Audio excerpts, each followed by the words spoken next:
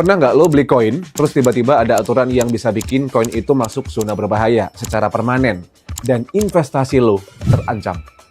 Itu bukan skenario horor, itu resiko nyata yang bisa terjadi untuk koin-koin tertentu.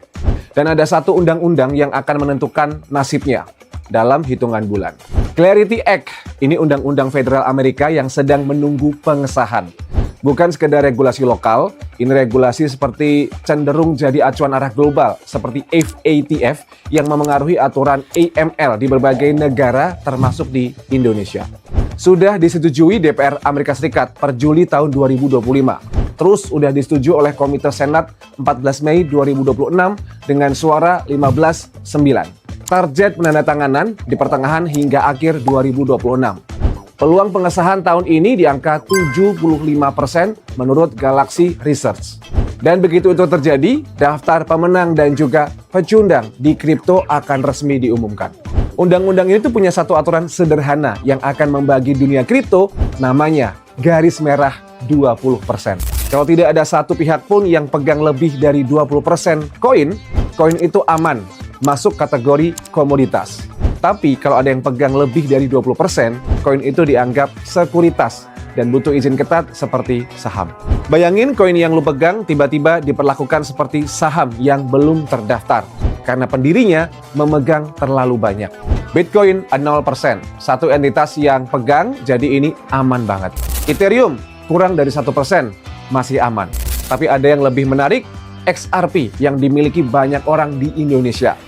Ripple sebagai perusahaan di balik XRP saat ini pegang 40% lewat sistem escrow, 2 kali lipat dari batas yang diizinkan. Mereka punya waktu sekitar 360 hari setelah undang-undang lolos untuk membuktikan apakah XRP ini bukan sekuritas. Kalau gagal, status XRP berubah permanen. Sui dan Aptos, kondisinya lebih kritis. Lebih dari 50% token ini masih di tangan tim internal dan juga investor awal.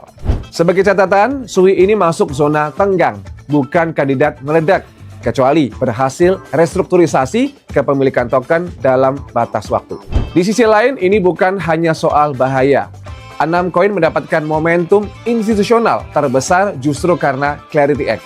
Ethereum, karena BlackRock sudah membangun posisi on-chain sebelum undang-undang ini lolos. Selanjutnya XRP, kalau berhasil lolos masa tenggang, statusnya jadi permanen dan tidak bisa dibatalkan. Terus juga ada Chainlink, karena integrasi dengan DTCC untuk workflow agunan real-time, terverifikasi lewat DTCC press release. Ada juga Solana, karena JP Morgan sudah beli ETF staking Solana dari Bitwise, tercatat di SEC 13F filing. Jadi kenapa ini penting buat kita di Indonesia? Pertama, Exchange Crypto Indonesia akan menyesuaikan listing dan fitur berdasarkan arah regulasi global ini. Kedua, koin yang masuk zona aman akan lebih mudah dapat modal institusional, artinya permintaan naik, likuiditas lebih dalam. Ketiga, untuk stablecoin, aturan berubah. Bunga pasif seperti deposito akan dilarang, tapi reward dari aktivitas transaksi tetap diizinkan. Ini akan mengubah cara lo pakai fitur di wallet dan juga exchange. Lo nggak perlu panik, tapi lo perlu paham. Karena yang tidak paham sering jadi pihak yang paling dirugikan saat aturan berubah.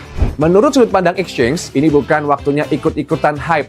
Ini waktunya cek apakah koin yang lo pegang ini sudah ada di zona yang benar. Ini juga bukan ajakan untuk beli atau jual aset kripto tertentu dan selalu lakukan DIOR dan investasi secara rutin atau DCA. Sekian video edukasi with Cryptopedia hari ini dan juga jangan lupa like, komen, dan juga share. Hasta la vista, obrigado, ciao.